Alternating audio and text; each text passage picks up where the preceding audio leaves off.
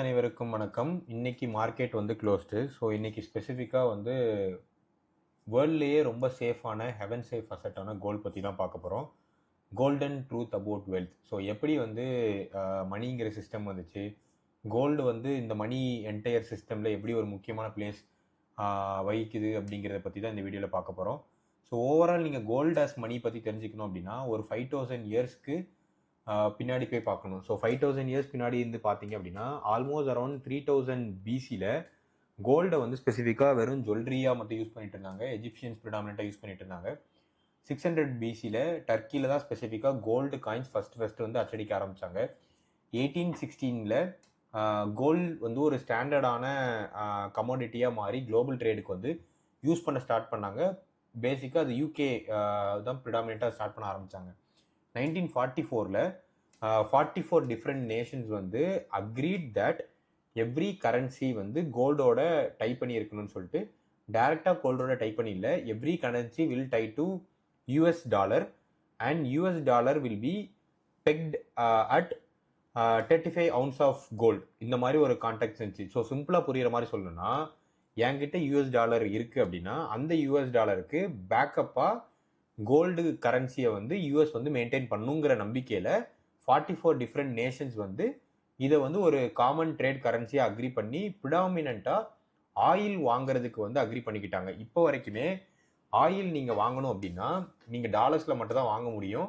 So அதனால் எல்லா கண்ட்ரிஸுமே டாலர்ஸ் வந்து ரிசர்வ் வச்சுருப்பாங்க. ஸோ கண்ட்ரிஸ் வந்து irrespective of their local currency dollar வந்து ஒரு வெல்த் பார்ட் ஆஃபாகவே கன்சிடர் பண்ணிட்டு வராங்க. 1971 பிரசிடென்ட் நிக்சன்கிறவர் வந்து டாலர் டு கோல்டு கன்வெர்டபிலிட்டியை வந்து எண்ட் பண்ணுறாரு.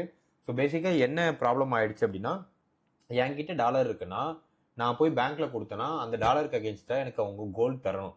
இந்த கான்செப்ட் அவர் பிரேக் பண்ணுறாரு. ஏன்னா அக்கௌண்டிங் பர்ஸ்பெக்டிவ்ல டாலர் வந்து ரொம்பவே அச்சடிக்க ஆரம்பிச்சிட்டாங்க, கோல்டு அவ்வளோ சஃபிஷியண்டான ரிசர்வ்ஸ் இல்லாமல். ஸோ இதை வந்து அவர் எண்ட் பண்ணிட்டு என்ன சொல்றாருன்னா மணி ஈரா தனியாகவே பிரிக்கிறாரு. பட் டில் டேட் நீங்கள் பார்த்தீங்கன்னா நிறைய சென்ட்ரல் பேங்க்ஸ் வந்து கோல்டை வந்து அக்யூமுலேட் பண்ணிட்டே வராங்க. டாலர் எப்படி அக்யூமுலேட் பண்ணிட்டு வராங்களோ அதே மாதிரி ரீசனுக்கு டாலரை ப்ரிடாமினண்ட்டாக பேங்க்ஸ் அக்யூமுலேட் பண்ணிட்டு வர்றதுக்கு ரீசன் என்னன்னா அந்த ஆயிலுங்கிற ஒரு கமாடிட்டி மட்டும்தான். அதர் தென் தட் கோல்டு தான் ரொம்ப அல்டிமேட் ரிசர்வாக எல்லா பேங்க்ஸுமே வந்து அக்யூமுலேட் பண்ணிட்டு வராங்க. So 5 top reason that gold become very commodity or like no become மணிங்கிறதுக்கு கோல்டுக்கு முன்னாடி நிறைய ஆஸ்பெக்ட்ஸ் அவங்க ட்ரை பண்ணியிருக்காங்க. லைக் ஷெல்ஸு, சால்ட்டு, இந்த மாதிரி different items, even silver, and then they have gone for iron as well. என்ன ப்ராப்ளம் ஆயிடுச்சு அப்படின்னா கோல்டு வந்து ரொம்ப டியூரபிளாக இருக்குது. எவ்வளோ வருஷம் கழித்து பார்த்தாலுமே அதோட டிவைன் லுக்கோ ஃபேடும் ஆகாது. வேற சில்வர் வந்து ரெஸ்ட் ஆகும், காப்பர் வந்து ஆக்சிடைஸ் ஆகும். கோல்டில் உங்களுக்கு அந்த எந்த பிரச்சனையுமே இருக்காது. அண்ட் செகண்ட் இம்பார்ட்டன்ட் திங் வந்து என்னன்னா டாலரும் கோல்டும் ஒரு ஆப்போசிட் டைரக்ஷனில் மூவ் ஆகும். ஸோ இது வந்து தம் ரூல். பட் சில ஆஸ்பெக்ட்ஸில் வந்து இது வந்து ஈவன் டிஃப்ரெண்ட்டாக போகிறதுக்கு வாய்ப்பு இருக்குது. எப்போல்லாம் டாலர் ஸ்ட்ரென்தன் ஆகுதோ கோல்டு அந்த டைம் வந்து கொஞ்சம் வீக்கன் ஆகும்.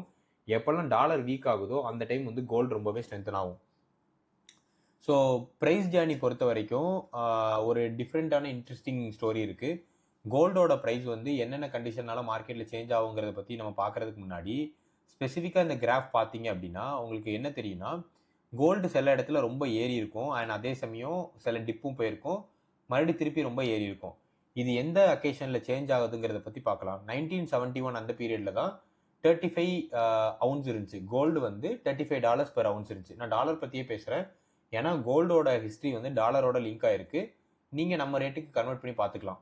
ஸோ $35 per ounce இருந்துச்சு. ஸோ இங்கே தான் ஸ்டார்ட் ஆகுது.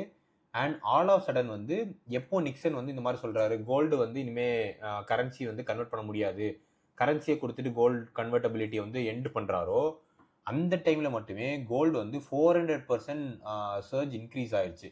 ஸோ இது வந்து 1971 to 1974 நடக்குது.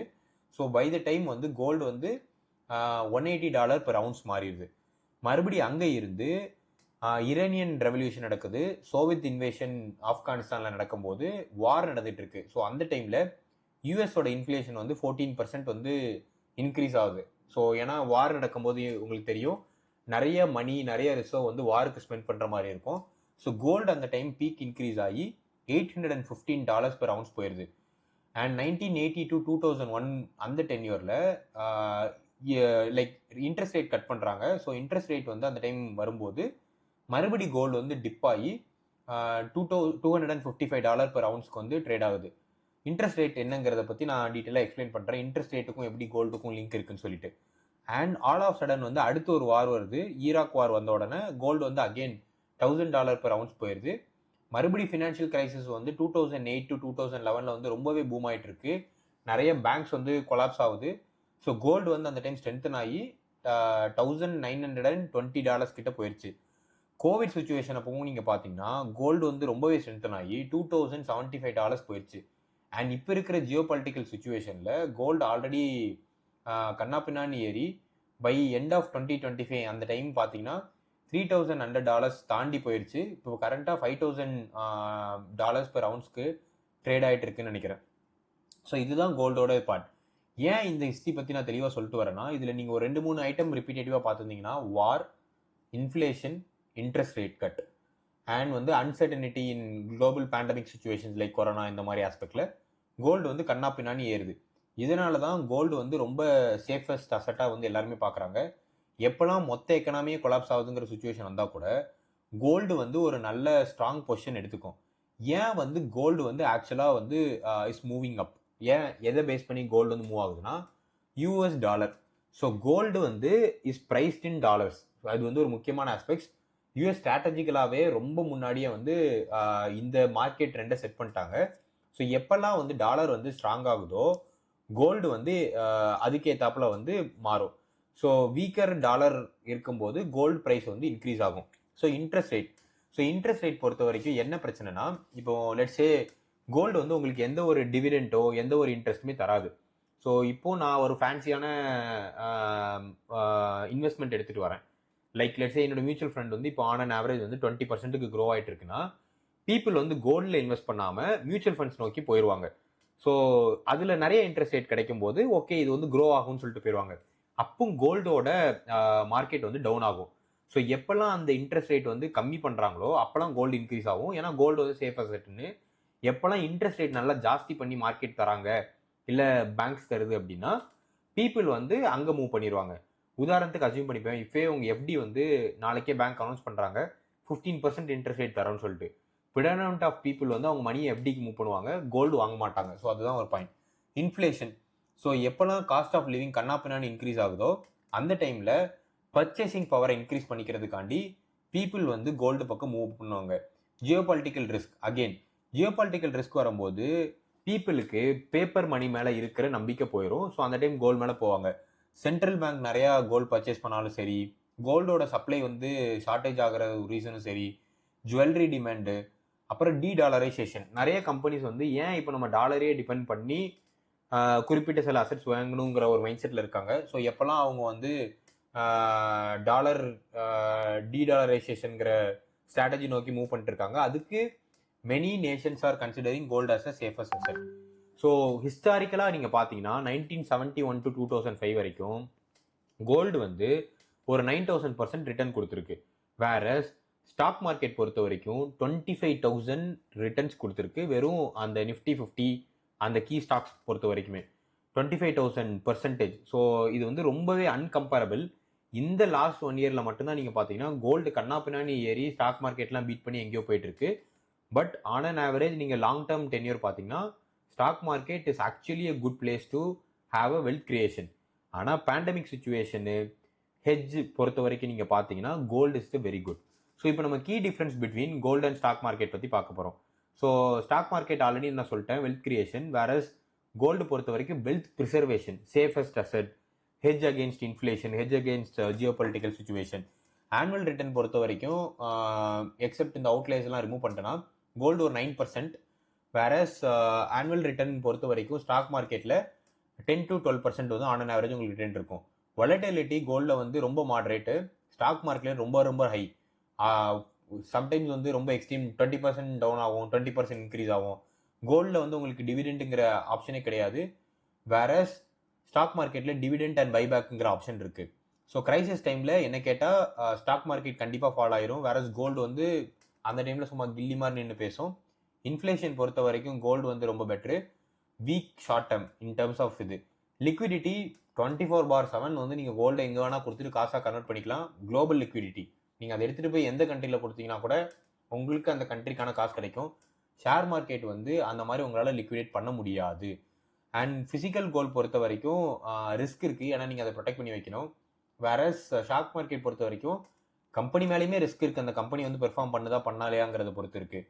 ஸோ எந்த டைமில் எதை கன்சிடர் பண்ணணும்னு கேட்டிங்கன்னா, எக்கனாமிக் வந்து க்ரோ ஆகுது, லோ இன்ஃப்ளேஷன் இருக்குது அப்படின்னா ஸ்டாக் மார்க்கெட் கன்சிடர் பண்ணுங்கள். வார் சுச்சுவேஷன் இருக்குது, டாலர் வந்து டிக்ளைன் ஆகுது, இந்த மாதிரி ஆஸ்பெக்ட்ஸில் வந்து கோல்டை கன்சிடர் பண்ணுங்கள். வேர்ஸ்ட் கேஸ் பொறுத்த வரைக்கும் gold can give you a high returns long run considerable ரேஞ்சில். ஸ்டாக் மார்க்கெட் வரீங்க அப்படின்னா குறிப்பாக உள்ள ரீசெண்டான இன்ஃப்ளேஷன் ஃப்ளக்சுவேஷன்ஸ் எல்லாத்தையுமே ஒரு கன்சிடரேஷனில் வச்சு பார்த்துக்கோங்க. பட் என்னை பொறுத்த வரைக்கும் போர்ட்ஃபோலியோ வெயிட்டேஜ் நம்ம எப்படி கொடுக்கணும்னு கேட்டிங்கன்னா, ஸ்டாக் மார்க்கெட்டில் 50 to 70% வச்சுட்டு கோல்டில் 5 to 15% வைங்கன்னு சொல்லுவேன். ஏன்னா எப்போவுமே லைஃப்பில் கொஞ்சம் ரிஸ்க் எடுக்கிறது ஃபார் பெட்டர். ஸோ அதனால் என்ன கேட்டால் நீங்கள் இதுக்கு ஏற்றாப்புல அட்ஜஸ்ட் பண்ணிக்கணும். So 7 ways to invest in gold. Physical கோல்டாக நீங்கள் வாங்கலாம். அது வந்து உங்களுக்கு ரிஸ்க் பொறுத்த வரைக்கும் ரொம்பவே கம்மி. கரெக்டாக ஷாப்ஸ்க்கு போய் கோல்டாக வாங்கி வச்சுக்கலாம். கோல்டை நீங்கள் ஜுவல்லரியாகவும் வாங்கலாம், பிகாஸ் உங்களுக்கு நாளை பின்ன லோன் வாங்கணும், gold loan at the same time வந்து வீட்லேயும் யூஸ் பண்ணிப்பாங்க. கோல்டு இடிஎஃபாக வாங்கி வச்சுக்கலாம். So that you don't have to spend இந்த செய்கூலி, சேதாரம், வேஸ்டேஜ் இதை பற்றிலாம் நீங்கள் அதில் பேச தேவையில்லை. சாவரின் கோல்டு பாண்ட் வாங்கி வச்சுக்கலாம், கவர்மெண்ட் பேக்டு பாண்ட்ஸு, அப்புறம் கோல்டு மைனிங் ஸ்டாக்ஸும் வாங்கி வச்சுக்கலாம். ஸோ இது வந்து ரொம்ப high leverage. Gold mining stocks வந்து உங்களுக்கு நல்ல ரிட்டர்ன்ஸ் தரும். பட் அகெயின் இதில் நீங்கள் ஸ்டாக்ஸ் கன்சிடர் பண்ண வேண்டாம் என்ன கேட்டால். அந்த 10% என்னோட பிக்குன்னு பொறுத்தீங்க அப்படின்னா either go for physical gold, jewellery, gold ETF, இல்லை என்கிட்ட ரொம்ப காசு இல்லை கொஞ்சம் கொஞ்சமாக நான் கோல்டு சேர்க்கலான்னு இருக்கீங்கன்னா டிஜி கோல்டாக வாங்கிட்டு, ஐ திங்க் இப்போ பேடிஎம் இந்த மாதிரி நிறைய ஆப்ஸ் வந்துருச்சு, அதில் நீங்கள் டிஜி கோல்டாக ₹1 ₹2 கூட கோல்டு வாங்கலாங்கிற மாதிரி இருக்குது. ஸோ கோல்டு எதை நோக்கி ட்ராவல் பண்ணிட்டு இருக்கு அப்படின்ட்டு இப்போ கரண்ட்டாக வந்து இந்தியன் ருபி பாயிண்ட் ஆஃப் வியூவில் 14,000, 15,000, 13,000 இந்த ரேஞ்சுக்குள்ளே ட்ரேட் ஆகிட்டு இருக்கு. நிறைய பீப்புள் என்ன ப்ரெடிக்ட் பண்ணுறாங்கன்னா கோல்டு வந்து பெர் அவுன்ஸுக்கு $10,000 போகுங்கிறது ஃபார் ஷுர். ஆனால் அது எப்போ போகும்னு யாருக்கும் தெரியல. பட் லாங் டேர்ம் பொறுத்த வரைக்கும் லைக் 2030 உங்கள் டார்கெட்டாக இருக்குது அப்படின்னா ஃபார் ஷுர் நீங்கள் வந்து கோல்டை 100% நம்பி இன்வெஸ்ட் பண்ணலாம். 10% of your portfolio for sure கோல்டில் வச்சுக்கோங்க. கீ ஆஸ்பெக்ட் நீங்கள் பார்க்க வேண்டியது ஃபெடரல் ரிசர்வ் ரேட் கட் பண்ணுதா அப்படிங்கிறத பார்க்கணும். அண்ட் செகண்ட் வந்து சைனா, பிரிக்ஸ் இந்த மாதிரியான கண்ட்ரிஸ் வந்து கோல்டை எவ்வளோ அக்ரெசிவாக பர்ச்சேஸ் பண்ணுறாங்கங்கிறத பார்க்கணும். யூஎஸோட டெப்ட் எப்படி போகுது, டாலர் வந்து ஸ்ட்ரென்தன் ஆகுதா வீக் ஆகுதாங்கிறத நீங்கள் கேர்ஃபுல்லாக அப்சர்வ் பண்ணணும். கோல்டோட செக்டார் எப்படி போகுதுன்னு பார்க்கணும், இடிஎஃப் எப்படி போகுதுன்னு பார்க்கணும், அண்ட் மைனிங் இந்த எல்லாத்தையும் பார்க்கணும். அண்ட் லாஸ்ட்டாக உங்களுக்கு ஒரு டவுட் இருக்கலாம், மேபி இந்த டீப் டே உங்களுக்கு கண்டிப்பாக பிடிச்சிருக்கும், பட் லாஸ்ட்டாக உங்களுக்கே மேபி ஒரு டவுட் இருக்கலாம். என்னவானா, ஓகே இப்போ வார் சுச்சுவேஷனில் கோல்டு இன்க்ரீஸ் தானே ஆகணும், ஏன் இப்போ இருக்கிற சுச்சுவேஷனில் கோல்டு வந்து டிக்ரீஸ் ஆகுதுன்னா, இப்போ பீப்புள் எல்லாருமே ஆயிலை வந்து நான் சொல்லியிருந்தேன் டாலரில் வாங்கணும்னு சொல்லிட்டு, இப்போ நிறையா கண்ட்ரிஸ் வந்து ஆயில் ரொம்ப எசென்ஷியலாக இருக்கிறதுனால டாலர் நிறையா வாங்கி அதன் மூலமாக ஆயில் வாங்கணுங்கிறதுல ஃபோக்கஸ்டாக இருக்காங்க. ஒன்ஸ் இந்த சுச்சுவேஷன்லாம் போய் ஆயில் ப்ரெஷர்லாம் முடிஞ்சோன்னு கோல்டு ஆட்டோமேட்டிக்காக பவுன்ஸ் பேக் ஆயிரும். ஸோ கோல்டு இந்த டைமில் கன்சிடர் பண்ணி கொஞ்சம் சேவ் பண்ணி வைக்கிறது ரொம்ப பெட்டரான ஐடியாவாக இருக்கும். இந்த டீப் டைவ் வந்து உங்களுக்கு கண்டிப்பாக பிடிச்சிருக்கும் நம்புகிறேன். இந்த வீடியோ உங்களுக்கு பிடிச்சிருந்துச்சுன்னா எஃபர்ட் கண்டிப்பாக லைக் பண்ணிடுங்க. இதே மாதிரி டீட்டெயிலான இன்வெஸ்ட்மெண்ட் ஸ்ட்ராட்டஜி மார்க்கெட் பற்றி தெரிஞ்சுக்கணும் அப்படின்னா சப்ஸ்கிரைப் பண்ணிடுங்க. கமெண்ட் பாக்ஸில் உங்களுக்கு நெக்ஸ்ட் என்ன மாதிரியான வீடியோ போடணுங்கிறத பற்றி போடுங்க. இந்த விஷயம் உங்களுக்கு பிடிச்சிருந்துச்சு உங்கள் ஃப்ரெண்ட்ஸுக்கு ஷேர் பண்ணால் தாராளமாக ஷேர் பண்ணுங்கள். இந்த வீடியோ சேவ் பண்ணி வச்சுக்கோங்க உங்கள் ஃபியூச்சர் ரெஃபரன்ஸ்க்காண்டி. தேங்க்ஸ் ஃபார் வாட்சிங்.